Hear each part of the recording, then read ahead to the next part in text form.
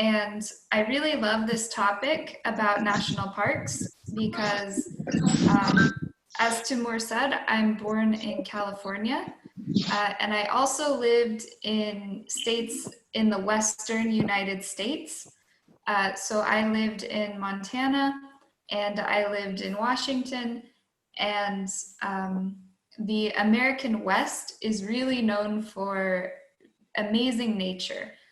So I've been going to national parks my whole life, and I really hope that today I can share with you some of what I love about them, and also some issues that people are still talking about national parks. And I hope that you will all have a chance to discuss, that we will also have discussion, and that you can tell me also about national parks in Kazakhstan, and how you feel about this topic. All right, so I'm going to share a presentation I prepared just to guide our discussion.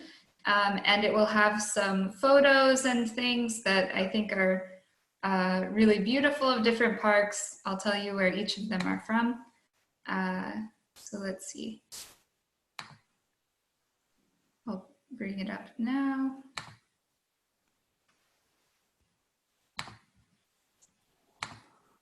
Okay, here we go. Can everybody see my screen? Yes. Is it visible? Okay, great. So as I said, this discussion will be about national parks. So first I want to see what you already know about national parks, what you think about them, and what is your impression. So let's start with the discussion. So here are some discussion questions, and when you're ready, you can turn on your microphone to answer. But first, I'm wondering if anyone here has ever been to the United States. No. We haven't. No, it doesn't. Didn't. Yes, been there many times. Many times. Okay, great. And where in the United States did you go? If you've been to the United States, where did you go? And did you visit a national park in the US?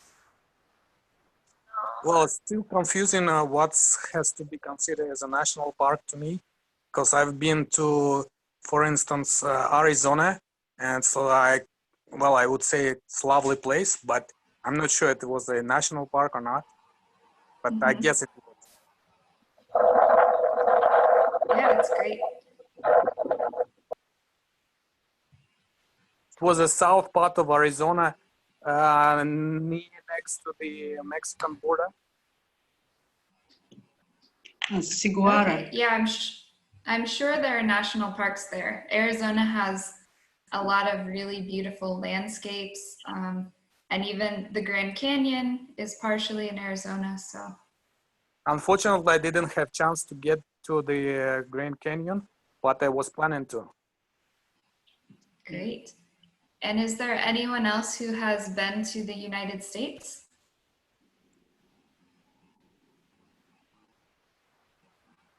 Actually, I was also lucky to visit the United States. I've been there twice. So in 2007, as a student, I went there. I was participating in the CTUSA program. It was Camp Counselors USA. And I was in West Virginia. I saw all those beautiful forests. And I found out that the movie, the horror movie, I think it was called Wrong Turn, was recorded there. Yeah, that's funny. So were you out camping in the woods as a camp counselor in West Virginia? Yeah, we were hiking. Wow. Yeah, that's great.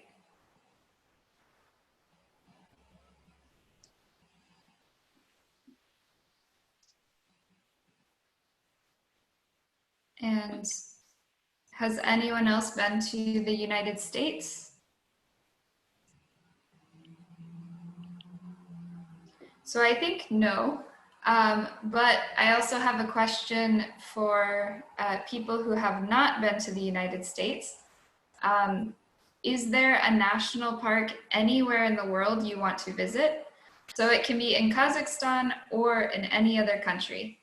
I want the Yellowstone. Oh yeah, I know that one. It's great.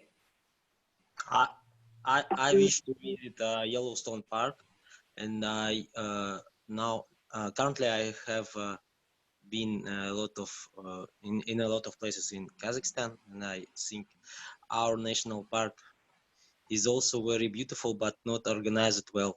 And I I hope you will share your experience, your interesting facts about your national park experience with us, and we will try to implement there in here in Kazakhstan. Thank you. Great. And in Kazakhstan, which national park do you think is most beautiful or the best?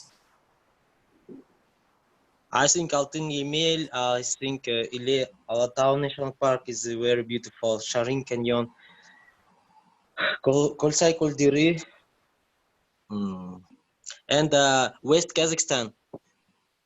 Yeah.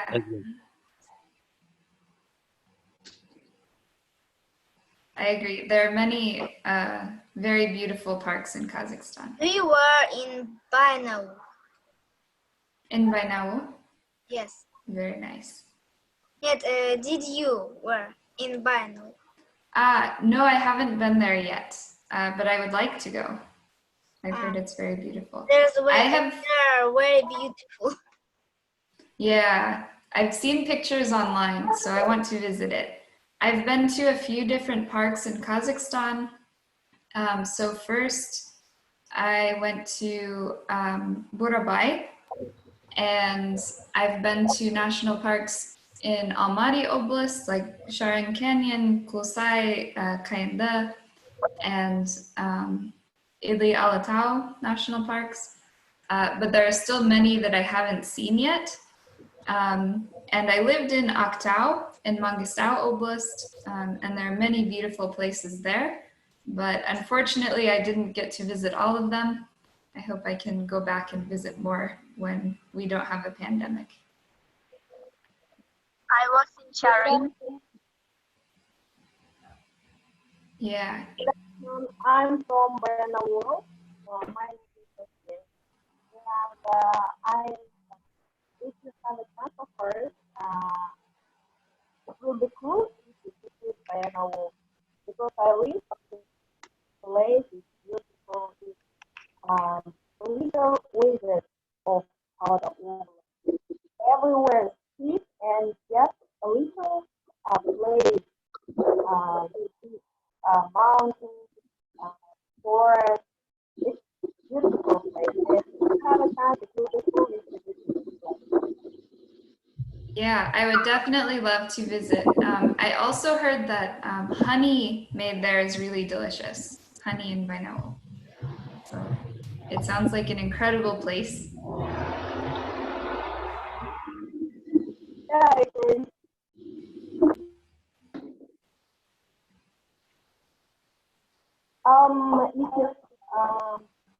For example, I live near the lake.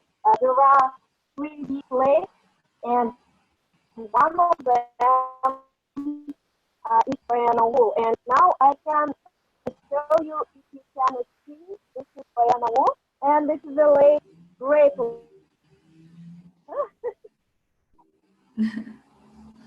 I have Great. a question. Yes, go ahead. Are there cougars in Yellowstone? Cougars? Yes. Yes, there are.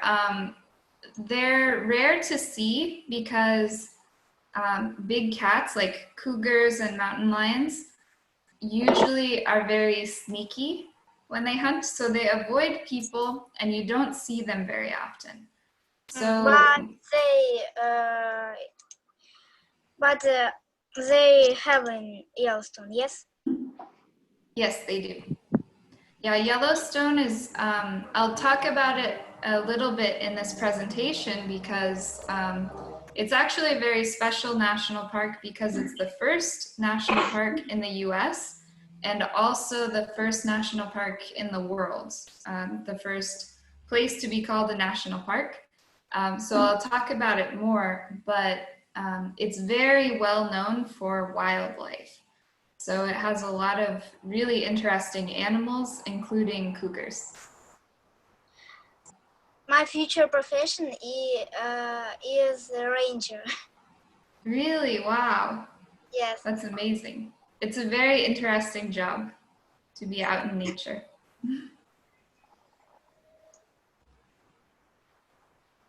Okay. And so now I think we can move on to talk about national parks a little bit more, and then we'll have some more discussion later. So first, I wanted to just say, what is a national park? Because I know that someone even mentioned in our discussion that they've been to the US, they've seen nature, but they don't know if it's a national park. So a national park is very specific, and there's an organization called the International Union for Conservation of Nature that says what is a national park, and it can register every national park in the world. So a national park has one or more ecosystems that are not altered by human exploitation or occupation.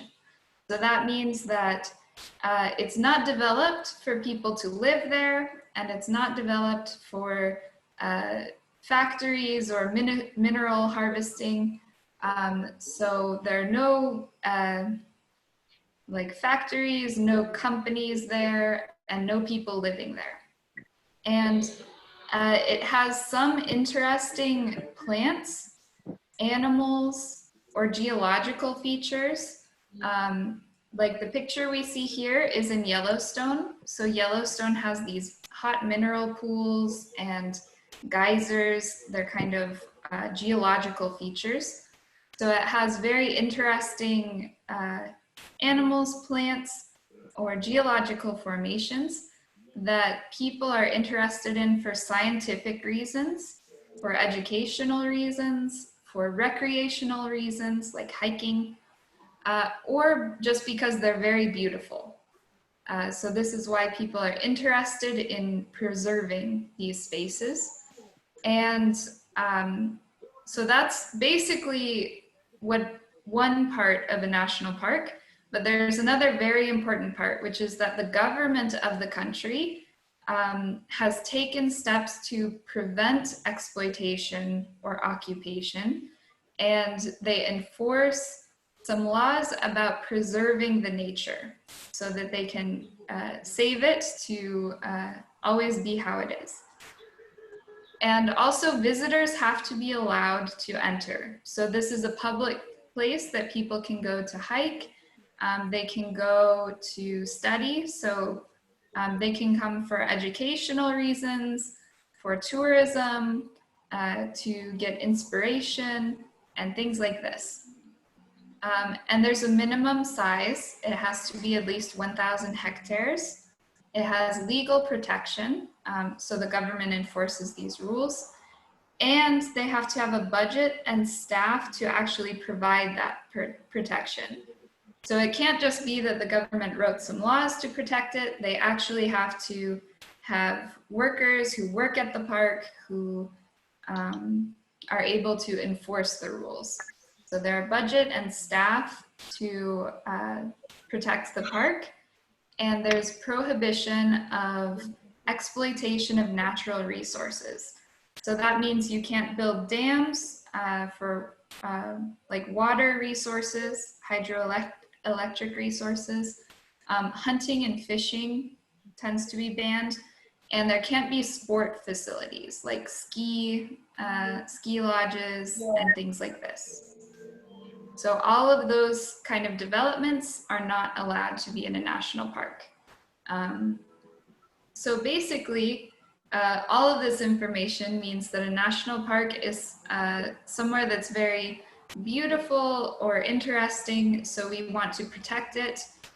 to preserve it, but people can still visit to enjoy how beautiful it is. And I wanted to talk a little bit about the history of national parks. So this was actually started from a movement in the 19th century, so the 1800s, from mountaineers and conservationists who were exploring the West, and they saw a lot of open nature that wasn't as common where we had big cities in the eastern United States. So they did some activism as conservationists to try to save these spaces from being developed. So the president who's most connected with national parks is Theodore Roosevelt.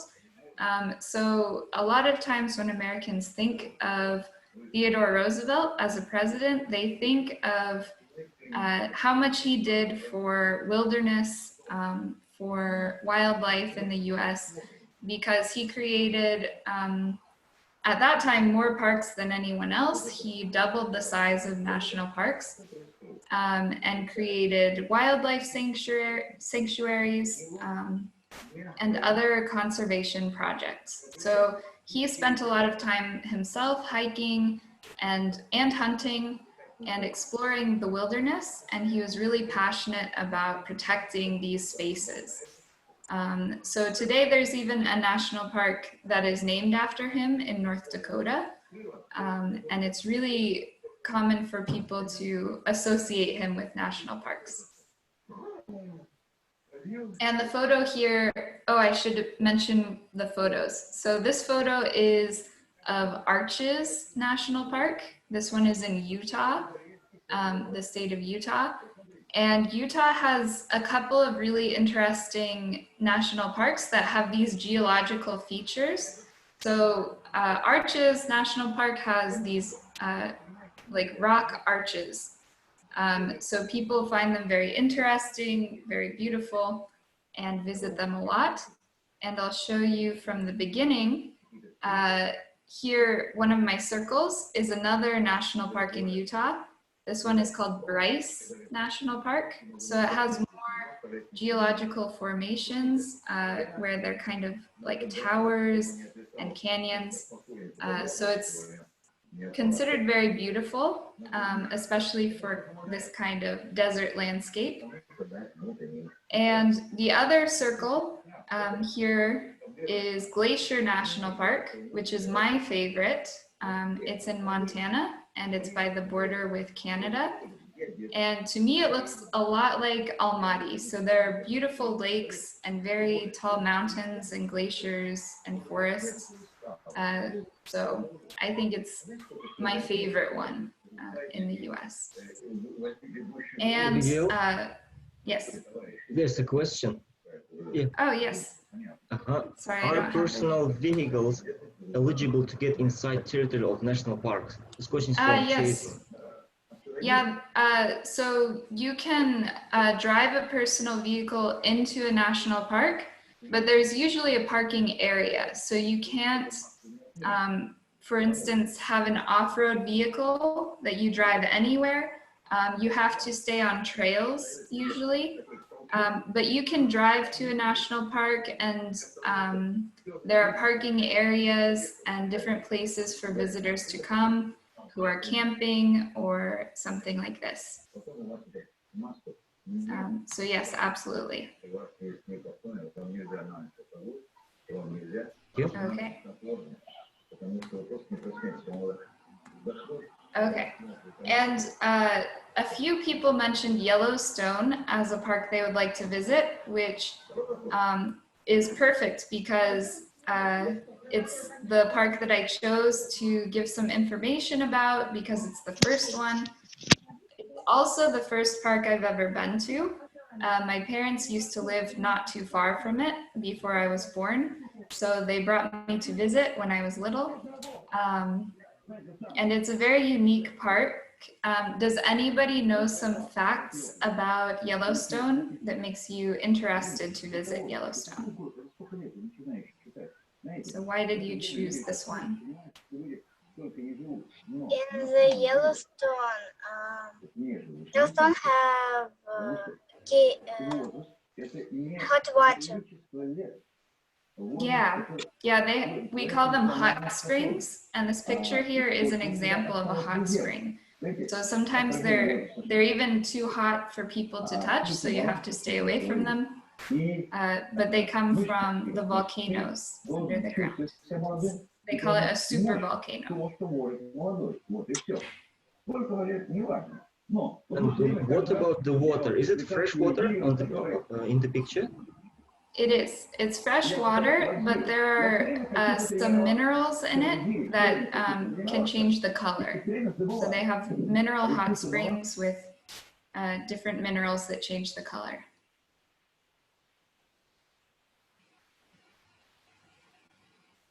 And again, there's a question from Chasing. Are there punishment for those vehicles who break these parking rules? Yeah. So the parks are staffed by rangers. And I know I heard we have a future ranger here today. So these rangers are able to give citations or to remove people from the parks if they break the rules. Sometimes there can be really large fees for breaking the rules. So if you do something like kill an animal, like go hunting, it's kind of like poaching, so it's a very serious offense. Or even taking an animal alive and trying to take it away with you. This can be punished really heavily. And also driving off-road, it can be really destructive to the natural habitat, so this is heavily punished. But usually with very large fees. So you'll have a fine that you'll have to pay if you're caught breaking these rules. Of course, not everybody gets caught, but because they're quiet places, it's not like you will see rangers everywhere, but there is a chance if you break the rules, you could be caught and you could be punished. But the rangers are not just there for punishing, they also can give some tours. They do educational work to try to share what's special or what's interesting about this region and give people a safe way to explore the park with tours. So they do a lot. They don't only punish people, but it's one thing that they can do. And again, we have some questions like, are rangers volunteers or this paid job? This is a paid job. So this is a career, and it's a career for the federal government, actually. So there are state parks that can be staffed by rangers in the state, but the United States has a branch of the government called the National Park Service, and rangers work for them. So these rangers, they are all doing it as their career. So they have special training. They might have an education in forestry or wildlife biology or conservation, these kind of subjects that they study in university, and then they can get a job as a ranger. So it's not just volunteer. But we also have a program called AmeriCorps, which I used to be a part of. And these are people who do, they're usually young people who do a year of intensive volunteer service. And I did mine helping immigrants in the US, but many people do conservation work for AmeriCorps.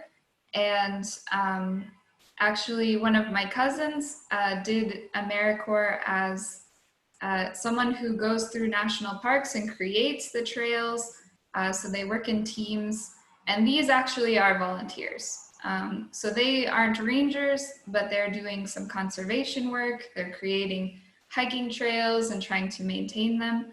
So the effort of national parks includes career people and volunteers. It's a huge effort. And I'm reading the questions. I see is hunting possible? Hunting is not possible in national parks. For example, Yellowstone National Park is in 3 states in the US. It's in Wyoming, Montana, and Idaho. And hunting and fishing is very popular in these states. And there are many areas that people hunt and fish, but they can't do it in the national park. So there are special licenses for hunting and fishing and special areas to do it. You can hunt and fish in almost any forest, just not if it's a national park. And the next question is, does the US government make financial support of national parks? Yes. So the US National Park Service has a budget from the federal government, and they use that to pay the rangers. They also get some money from entrance fees for the parks. So I know in Kazakhstan too, there's an entrance fee for national parks. We have one as well. And sometimes people donate to the parks.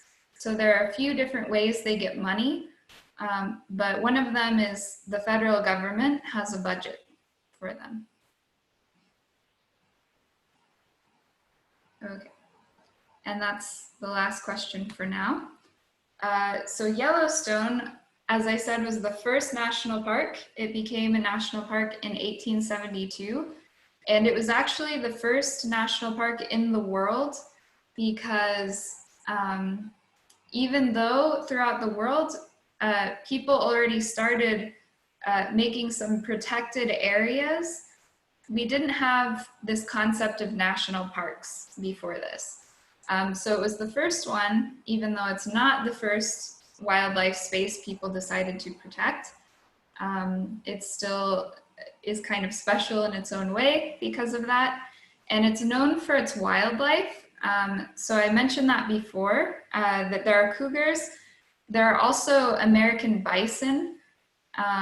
So that's my first memory of Yellowstone when I was very little, is that we saw a really big herd of bison, and they're very unique because unfortunately they almost went extinct in the 19th century.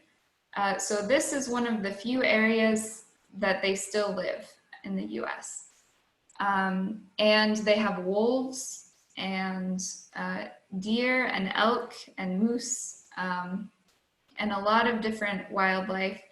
I think the biggest problem with the wildlife is that people talk a lot about tourists feeding the wildlife. So they will feed either bison or bears, and both of these animals can be really dangerous. So when they start to think people have food for them, they approach people more often.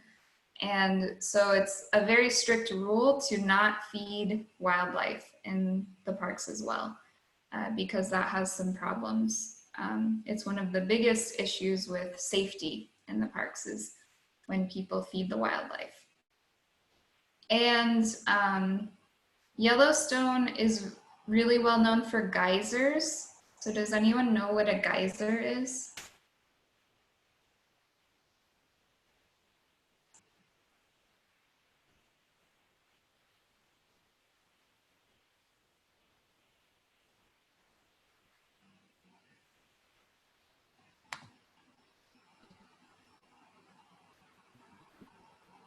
So a geyser is,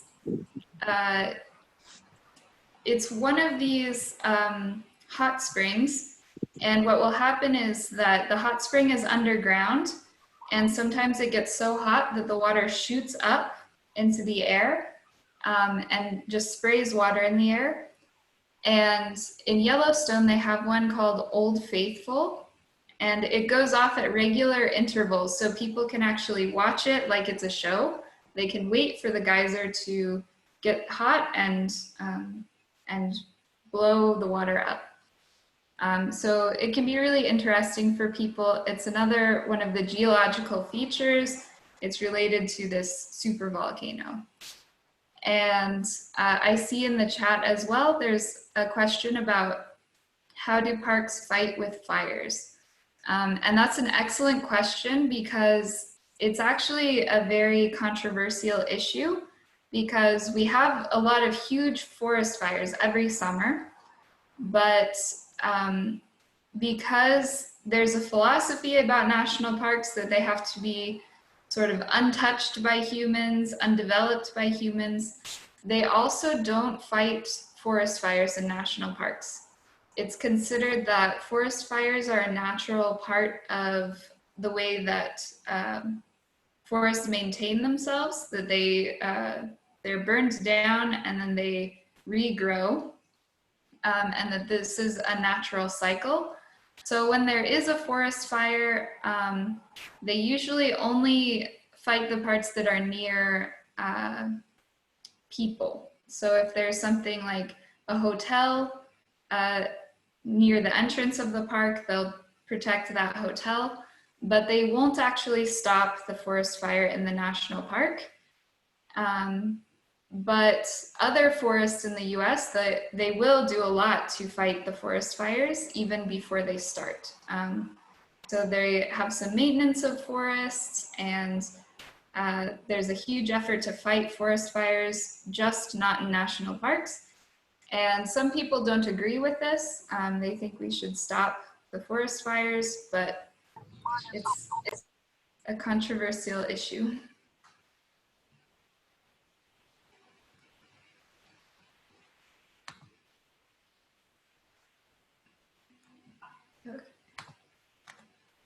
And I also wanted to talk about a few other current issues with national parks because they are a huge part of political conversations, especially with conservationists, with people who are involved in these national parks. There are a lot of people who are very worried about them. So since the year 2000, there has been a lot of reduction of public land. So national parks and national monuments like the Grand Canyon and things like this. So a lot of people are very concerned about this, and there's a lot of activism and political conversation about this trend of decreasing public land. But it's also not just in the US. There's actually a global trend of the reduction of public land. And since 2000, 78% of global land reductions in the world have taken place since 2000. So before that, reducing global land was pretty rare, and it's sped up a lot since then. And in the US, that number is 90%. So we spent a lot of time from the 19th century until 2000 actually creating public land. So it would increase, but since 2000, it has been decreasing. So it's a new trend. And there are a lot of conversations lately about Mount Rushmore. So Mount Rushmore is this circle up in the top left. It's a mountain in South Dakota in a national park, and it's very famous. It's kind of a symbol of the US sometimes, and it has former presidents. So there's like Abraham Lincoln, George Washington, I think it's Thomas Jefferson and Theodore Roosevelt. But before they carved these faces, it was a very sacred mountain for the native peoples who lived there that was called the Four Grandfathers. So actually, when they carved these faces, it was a symbol of colonization. So this is one of the biggest issues in national parks and in conservation, is people talking about the past with removing indigenous people from the national parks in order to create them. So there were people living here and they were actually told they have to leave. And then in the case of Mount Rushmore, their sacred mountain was changed a lot. So people in the US discuss a lot about how to create a society that's more free and respects human rights more than our past society did. So we're still having these conversations and trying to understand what we should do about this, what is fair, and what is the right thing to do with national parks. And I wanted to have some more discussion questions. So let me also check the chat for questions. A $500 fine for illegal bonfire. Yeah, that sounds similar to what it would be in the United States as well. Bonfires would also be illegal in national parks, and they'd be illegal in a lot of other forests as well because of fire risk.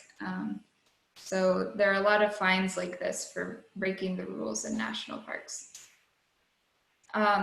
So I wanted to ask you about maybe in general or maybe about Kazakhstan. How do national parks contribute to national identity? Because I know for me, it's a huge part of my national identity as an American from the American West. When we imagine what is America, we think about these national parks, we think about the Grand Canyon, we think about these mountains and Glacier or Yellowstone. They're our main symbols of our nation. On the East Coast, they have things like the Statue of Liberty and New York City and Washington, D.C. It has a lot of history and monuments, but in the West, we think more about our natural monuments and our natural history. So it's a big part of how I see my country. So I wanted to ask you how that is in Kazakhstan. How do national parks contribute to your national identity? May I ask you a question? As I know, Absolutely. a few years ago, with developing social media like Instagram, a lot of places in Kazakhstan became more popular in the world. I meet a lot of people from Japan, USA, and other countries because they see beautiful pictures of our nature, Kazakhstan nature. And but regarding the problems, I think our inspectors or like rangers in national parks, they have a very small payment fee for their work, about 200 or 100 per month salary. And as I know, not enough money is government doesn't get enough money to help national parks to to help them conserve more ecological in more ecological way. And as you could see when you visit our parks, not enough not enough parking places, not enough special signs, and there is no rangers. Usually there are some private companies have their personal guides who just have salary from their own services, not from government. And I think this is a problem in Kazakhstan. And I just wanted to ask you what is the percent of government investment in national parks in USA, and what is the average salary for rangers, and what their work instructions. I mean, our inspectors, they more likely policemen, not like guides. But as I understand from your story, you say that ranger can make a fine, and also he can explain the special show special places in national park and tell the story about this place. Thank you. Yeah, absolutely. So I don't have the exact numbers about the money or salary. I'm not sure about that. I would have to search on Google. But there is a lot of support for national parks in the US. Some of it comes from the federal government. So this is because we have this organization, this agency in the federal government for the national parks. They have a budget every year that is part of the budget for the government that is passed every year. So it mostly stays the same, and they have this stable funding from the government, but it's not the only source of support they have. So they also have support from states sometimes, and they have support from entrance fees, so that visitors who come will pay a fee when they come to the park. This helps to support a lot of the activities in the park. And then I know that there are some different kinds of donation or fundraising opportunities that people, they're free to choose if they're going to support the national parks. But because national parks are so popular, because we see them as important parts of our country, as part of our national identity, a lot of people really like to give money. So one example is that in the state of Montana, where I lived for 5 years, we have some special license plates for each state, so that the license plate on your car, your vehicle, is different. They might have a different kind of picture. It might show the state flag. In Montana, there are also special license plates you can buy for more money, but the money goes to support the national parks. And you can see them on the road because they have the national park symbol. And this supports the national parks that are in Montana when people buy these. And so there are different kinds of campaigns that people do to raise money for the parks. It depends on the state, but a lot of people really like to give the money for this.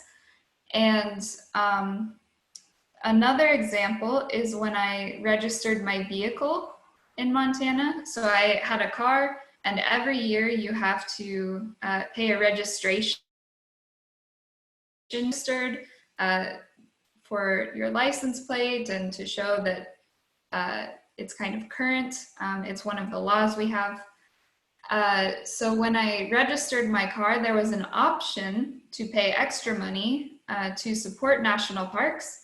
And then they put a sticker on your license plate so that you are allowed to enter for free because you've paid this extra money. So there are different ways that citizens can also choose to support the parks. For the salaries, they're not, it's seen as kind of an average job. It shouldn't be a very low salary like you were talking about in Kazakhstan, but it's also not a job that people get rich from. It's usually seen as something that people are very passionate about.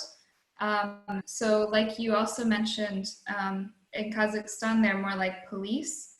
In the US, usually their education and training is more about ecology.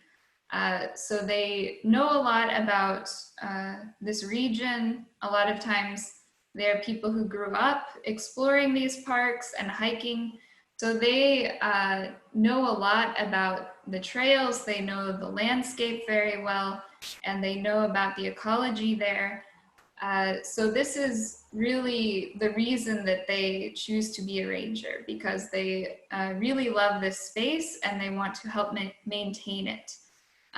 So they're involved in things like search and rescue when people get lost, and they're also able to give those fees or fines for people who break the rules.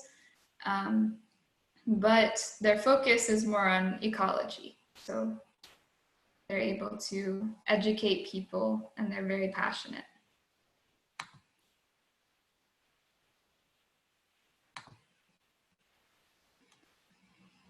Okay, and are there any other questions?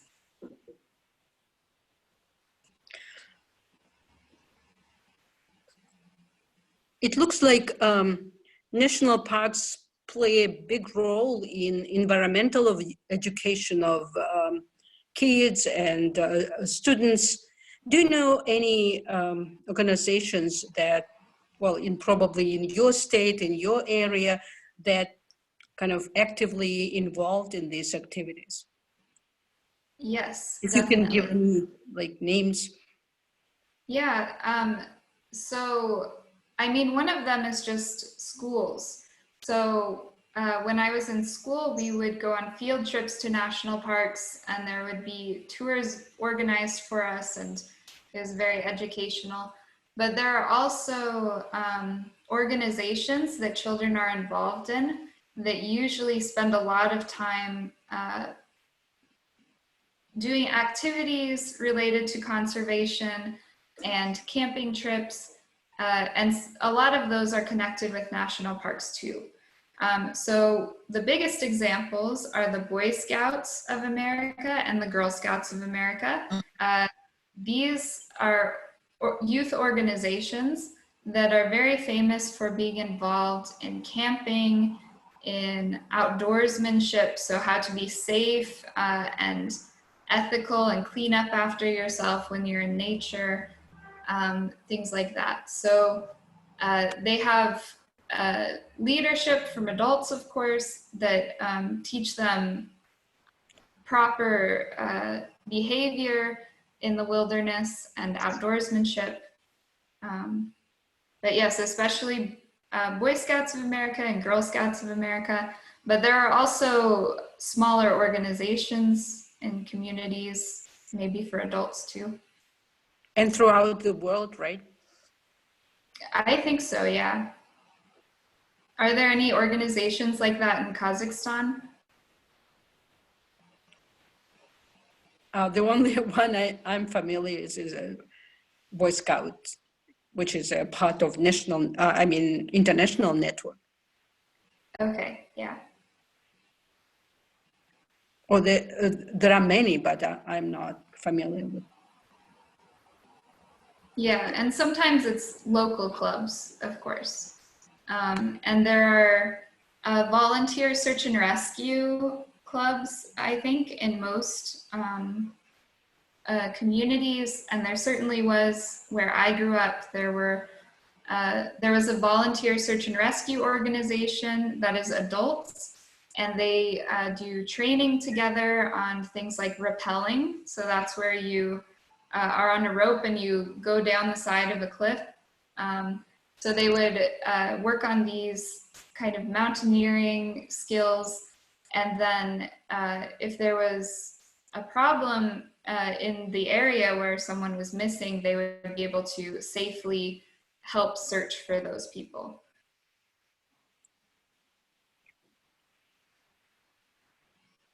But this one was, of course, for adults, not for children.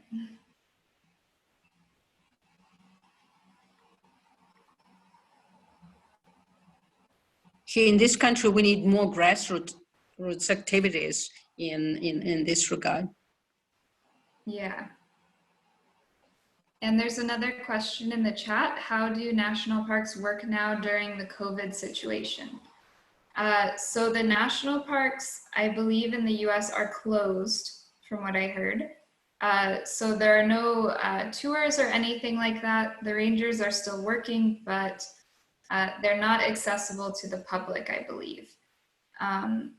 For state parks, again, state parks are similar, but they're established by the state government instead of the national government. For those, it depends. but I know that many things are closed right now in the US. So it's more difficult to visit right now. And that actually reminded me, because the national parks get their budget mostly from the federal government, we also have a problem in the US where Congress cannot agree on a budget on time. So they spend too long arguing and they won't pass the budget by the new year. So when this happens, they do something called a government shutdown. And when there's a government shutdown, a lot of workers have to stay home. So in my life, usually when the national parks were closed, it was because of these government shutdowns. So they would be closed for a few days, or maybe even a couple weeks, as we had last year, because of the federal budget not being passed on time. They would have to wait. And another question, attention, I think admission of national parks in the US is free or not. It's not free. So it's not very expensive. The fees are usually maybe $20 for a whole car full of people to enter, or if it's just one person, maybe it's $5. But there is a fee to enter the national parks, and it helps to support the parks. And here in Almaty, we have Kakheti Patrol volunteers movement to protect ecology and volunteer at Tamir School. That's great. So is this a national organization, Kakheti Patrol, or is it local for Pavlodar or local for different, or in Almaty? Is it only in Almaty?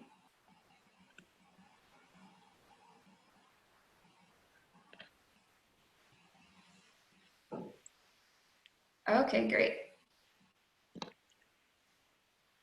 That's great. So Almaty does have a volunteer movement to protect ecology. What kinds of activities do they do? Do you know?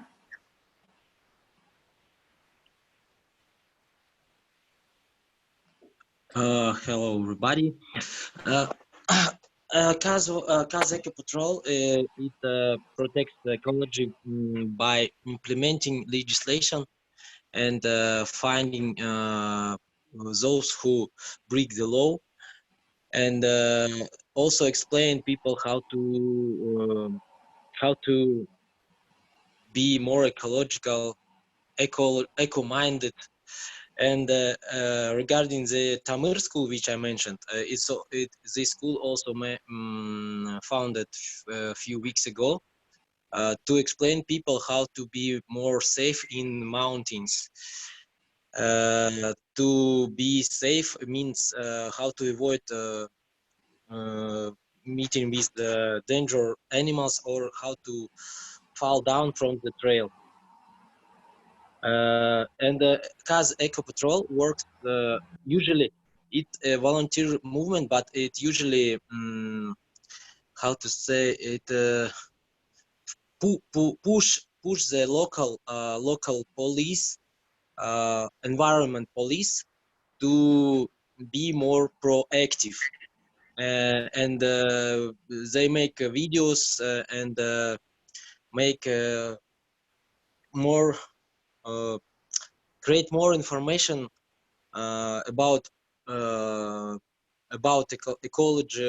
ecological issues, not only without any governmental support. Just they want to do this, and I am a part of this Kakheti Patrol, and we try to do our best, and we soon will start gather more volunteers in our movement. That's it. Thank you. Yeah, thank you for sharing that. I think it's very interesting, and it addresses the question Asyat had too about some organizations in Kazakhstan. It sounds like this organization, Kakheti Patrol, does some of the work that rangers do in the US. But of course, we also have non-governmental organizations who spread education about ecology. So it's great.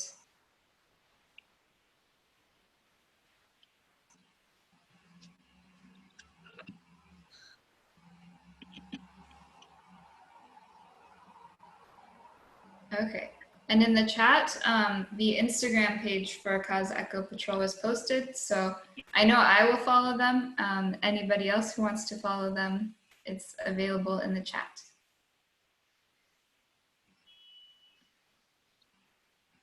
Okay, are there any other questions? I have a question about one national park in the US, Badlands National Park. I've never been there. I just want to hear a little bit about this park. Yeah, Badlands it's in South Dakota, right? Yeah. Yeah, I haven't been to it, so I don't have very much specific information about Badlands. But I can share about some other parks too, because I don't know so much about Badlands. I haven't visited, but we do have, near where I grew up in California, there are a few really big national parks. So one of them is Death Valley, which reminds me of Mangostau a lot. We have interesting geological formations, and we have the lowest point in the continent is in Death Valley. It's called Badwater Basin. So you can go down and there's a sign that shows the elevation, it's the lowest point. And nearby, we also have some national parks that are special for trees. So California as a state has a lot of interesting trees. It's well known for California redwoods, which is the state tree. But we also have a national park for sequoia trees. Yep. So I'll spell that in the chat because it's kind of sequoia. I think it's like that. So sequoia trees are incredibly large. They have really wide trunks, so they're much wider than people. There are some that people can actually hide inside of. So we have a Sequoia National Forest. And then we also have Joshua Tree National Park. Yeah, about this. So Joshua trees have a very, I have some pictures of those, so I'll change back to the first page of my presentation. So here on the front page of the presentation, the darkened picture in the background, it's actually Joshua Tree National Park. So with this dark photo, they kind of look like cacti, but they're called Joshua trees. And they're really unique in the world because they require a very special ecosystem. So they have to be in the desert, but it can't be too hot, and the elevation can't be too low, or they will die.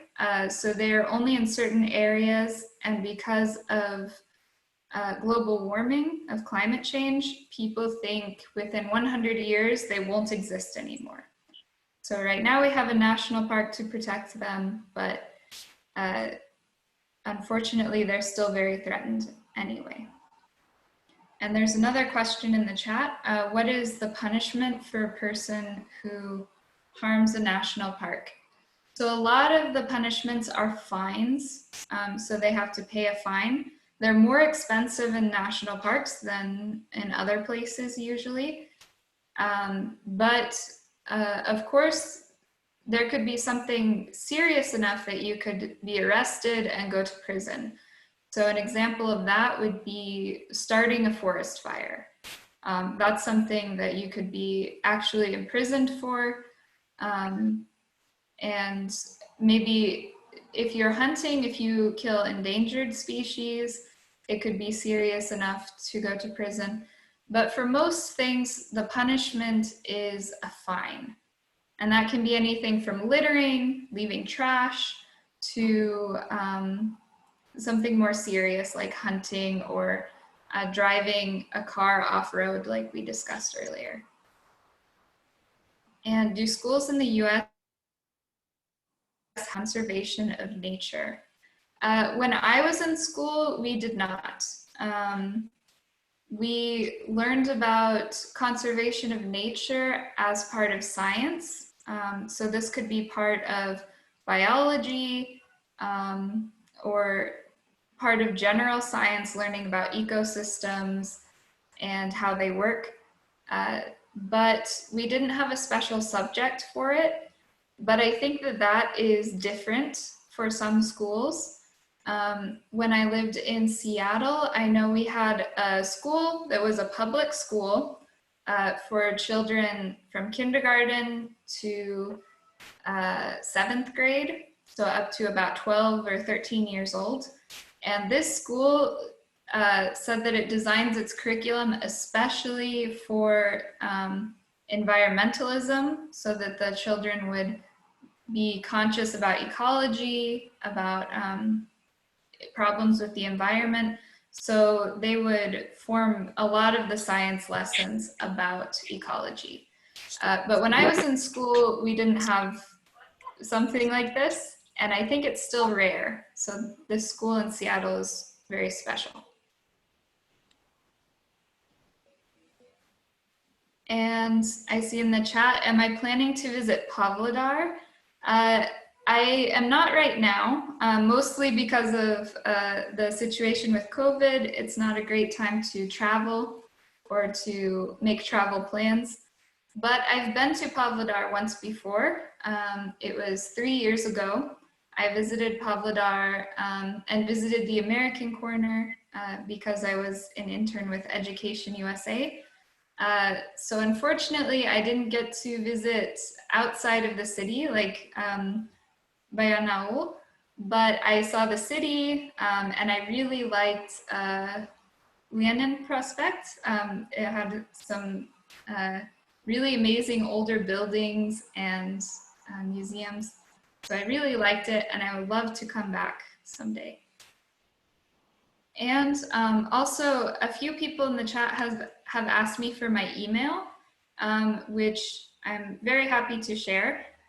So I'm going to mute my microphone for a moment so you don't have to listen to me type it, but I will leave my email in the chat.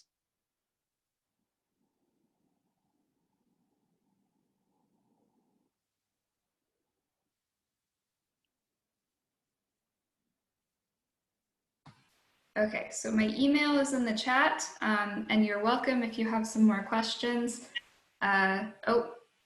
Sorry, I did it privately. I'll send it again.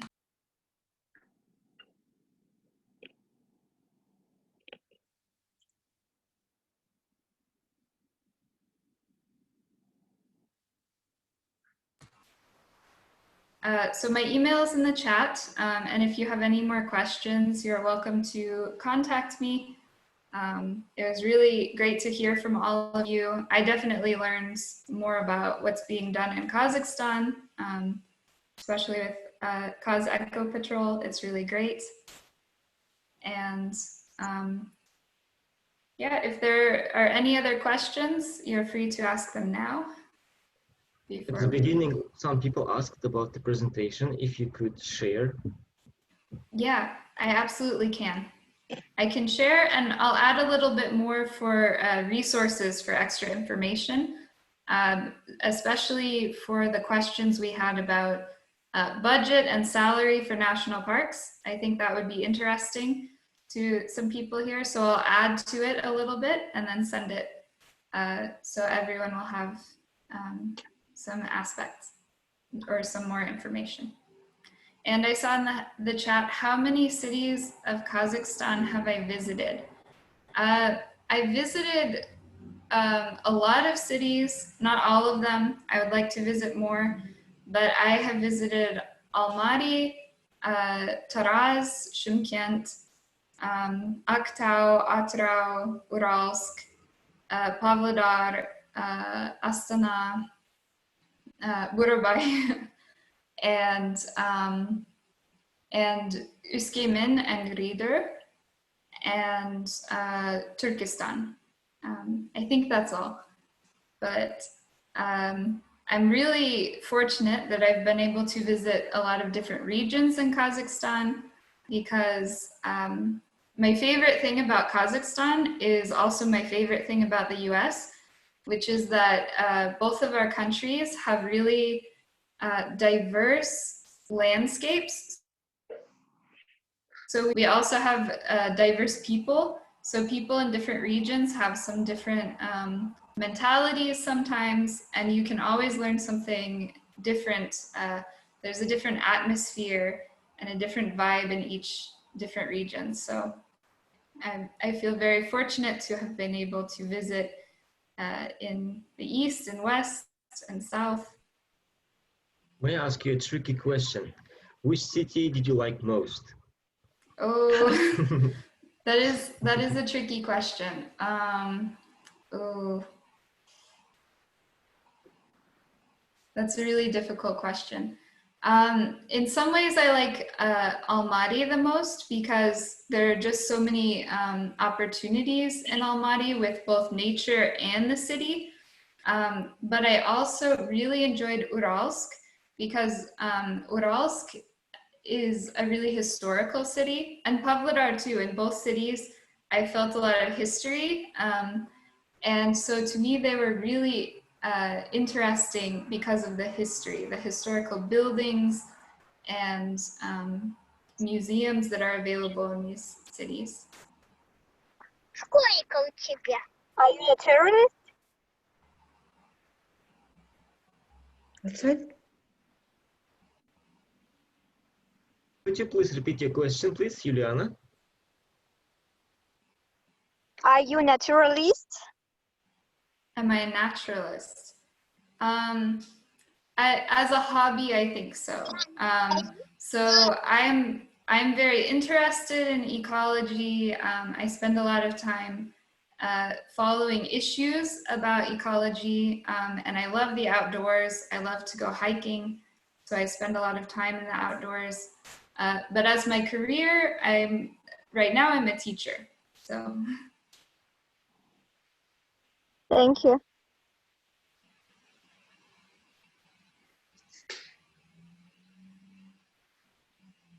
That's end. Yeah, I think if there are no other questions, then we can end. Okay. The lesson was very great. Thank you. I'm glad that there's something interesting. Thanks for the lesson. Bye. Thank Yeah, you for thank your you. information. Thank you for coming. Bye. Thank you very much, Abigail. Thank you for teaching us, for sharing your information. We have so much in common. I'm in the United States and Kazakhstan. And thank you very much for your session, for today's session. And Yeah, participants, absolutely. thank you. Yeah, it was really Thank you, Abby. interesting to Thank talk you, with Abby, all. and we invite Kakheti Patrol invites you to share your experience and make some video interview if it's possible. And I just wrote an email to you. If it possible, please read and answer if you have time. And thank you for your experience sharing. Yeah, Thank thank you for American coming. Embassy. Corner. Yeah, thank you. Too. And thank you for the information you shared as well.